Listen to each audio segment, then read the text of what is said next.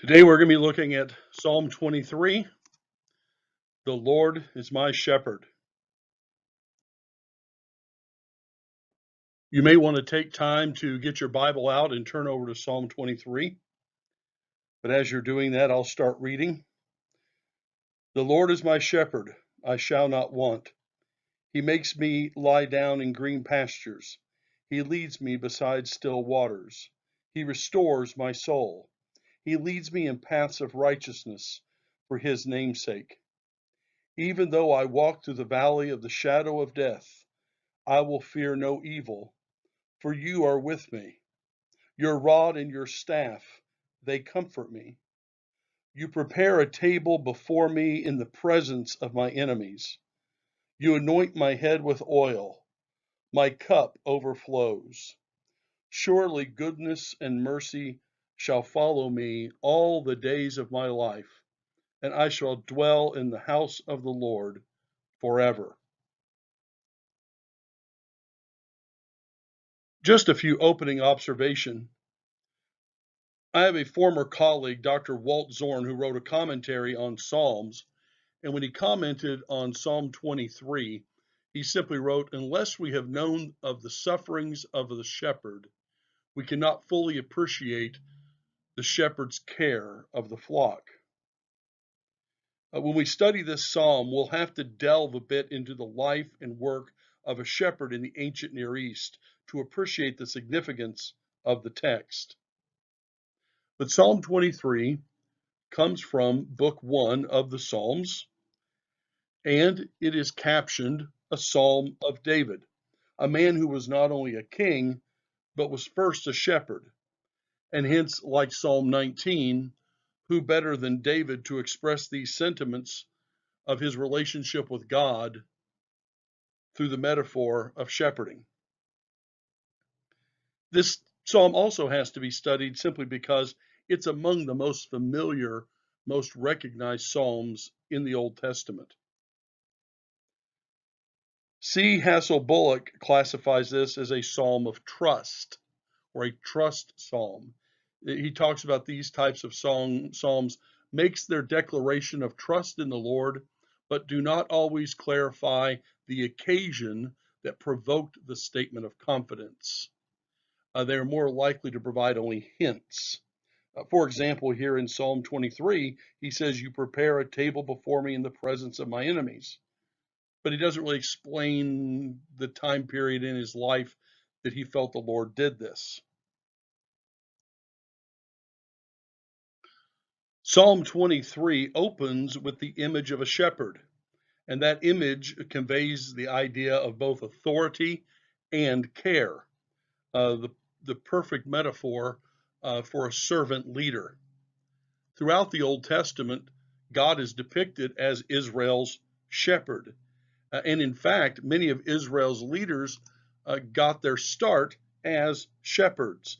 It's almost like it was part of training for them to shepherd the nation.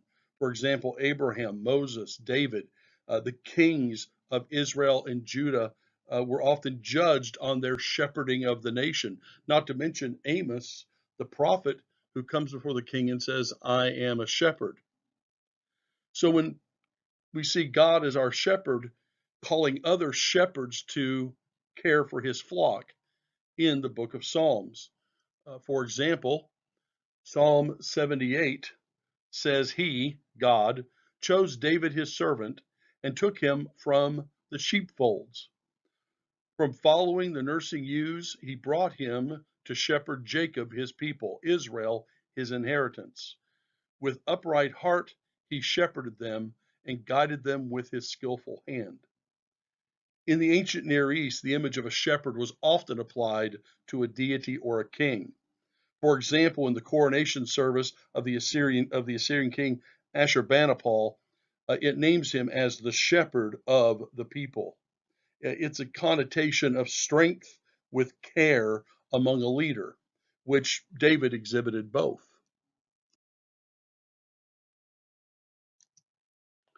Herding sheep in the Levant, the grasslands of ancient Israel, allowed them to have grass, but in the summer and the autumn, sheep had to feed on weeds or stubble from the harvest. Here in Psalm 23, he mentions only green pastures, which only a skilled shepherd could guide the flock to the best place. He also notes that they were well protected, that they had nothing to worry about while they dined on the green grass because they're actually able to lie down in it. Sheep require about 2.5 gallons to be healthy. And actually, like camels, they can store their water and go for days without actually drinking. But after a few days, they really need to replenish. And hence, the shepherd is able to guide them also, not only to green pastures, but also to waters. My brother-in-law is a shepherd, both in his church as an elder and in his occupation. And I've seen how the sheep rush to him because they know he will care and provide for them water, food, medical attention, even protection on occasion. This is the image of Psalm 23. Notice that these three verses all start with an affirmation of the shepherd taking the initiative for his sheep. Metaphorically, that's you and me. Sorry, I mean you and me. Just look at verse 1. The Lord is my shepherd, I shall not want. But then he goes on to explain that he makes, he leads, he restores, he leads. In verse 3, David turns us from the sheep metaphor to the Lord restores my soul. He leads me in the paths of righteousness for his namesake. And before moving on too quickly, just a quick question. Do we typically try to look for other shepherds, something or someone else to comfort us and guide us, to bring us security rather than relying on the Lord? Don't get me wrong. We can benefit from godly counsel, the community of the church, a trusted pastor or teacher, but ultimately our faith, peace, security rest in our relationship with God as our shepherd. The fourth verse of Psalm 23, brings open an unfortunate image that sometimes life takes us to places that we would choose not to enter, alone or together with someone. The valley of the shadow of death is not really recognizable. There's no specific valley that bears that name, but anyone who watches Westerns knows that going through a valley makes you rather vulnerable. Sheep are naturally skittish. They panic, they scatter, and so do we. In verse 4, it says that we're comforted. We'll fear no evil because God, our shepherd, is with us. And further, the shepherd is equipped to protect us. The text says he has a rod. That's like a club, usually worn around the belt. When David recounts to King Saul his life before going out to fight Goliath, he says, your servant used to keep sheep for his father. And when there came a lion or a bear and took a lamb from the flock, I went after him and struck him and delivered it out of his mouth. And if it rose again, I caught him by his beard and struck him and killed him. David's not talking about striking him with a bare fist. That would be pretty amazing. But probably he's talking about taking this rather strong, hard, weighty club that shepherds used and beating down the animals that were attacking the flock.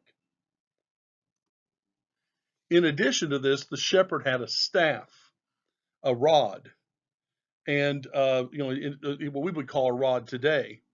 And the simple fact is a multi-use tool. It gives stabilization while you're walking through uneven terrain. You could guide your sheep with just a gentle nudge. It was also a weapon that could be used very effectively.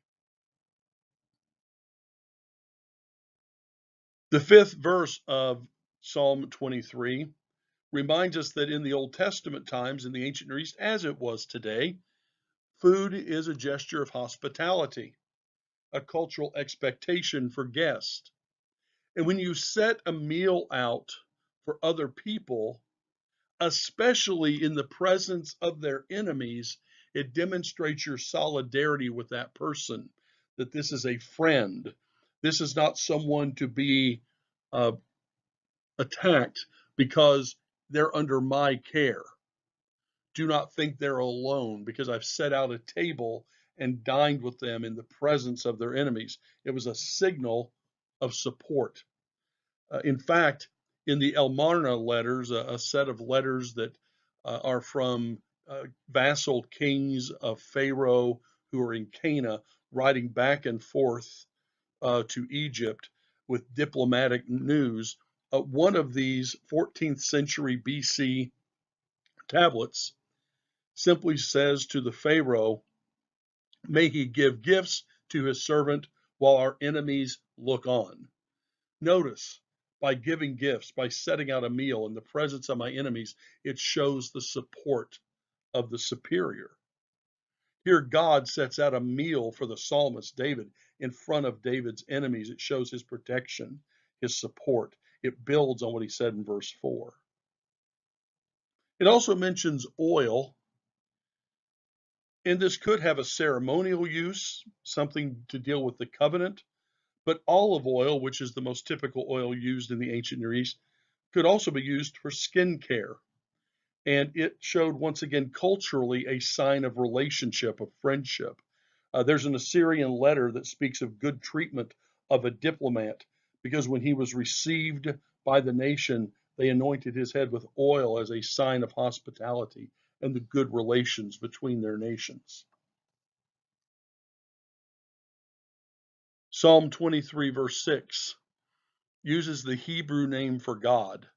Now, we call that the Tetragrammaton, literally meaning 4 letters, because Hebrews did not want to misuse the name of God. They removed the vowel points, leaving only YHWH. And so it's simply called the 4 letters, the Tetragrammaton. In this short psalm, this is used in the first verse and now in the 6th verse, completing the single thought of the entire hymn. Verse 6 also brings up the house of the Lord, pronounced Hakel in Hebrew. And it's God's residence. It could mean a tabernacle, a temple, but it could also mean his celestial dwelling place. The text also talks about how God will do this forever. The translation forever may be a bit of a stretch, because the words actually say for a long length of days. But ultimately, this psalm finds its fullest expression in Jesus as our shepherd, both now and in eternity. And hence, it's perhaps why Jesus is pictured with sheep so often, and why he's called the Good Shepherd in the book of John.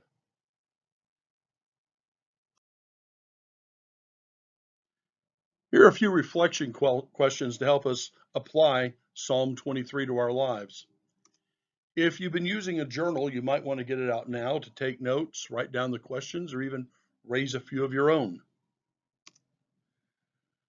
The Lord is my shepherd, but does he have any rivals in our life? Who else or what else do I turn to for peace, solace, and security? Have you ever experienced God as shepherd in your life, maybe during a time of peace or occasions of despair? Explain if you ever have. How did this help better understand your relationship with God? He is your shepherd. You are his sheep. How's it going? Anyone want to take a field trip to a sheep herd? I can probably arrange it. Thanks for being with us once again. Look forward to seeing you at Heritage. If we can ever do any follow-up or answer any questions, feel free to contact me. I'm always available. God bless.